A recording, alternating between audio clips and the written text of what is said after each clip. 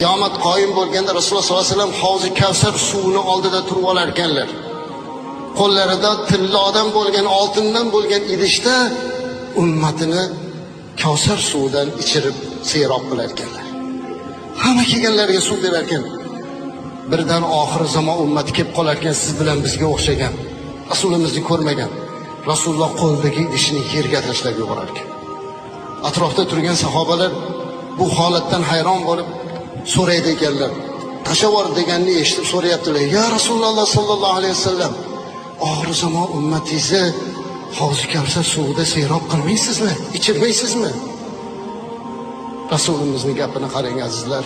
U zot aytibdilarki, oxir zamondagi sajda qilib kelgan ummatim bilan meni oramda tilla idish bo'lishni xohlamayman. Qo'limda ichiraman ularni.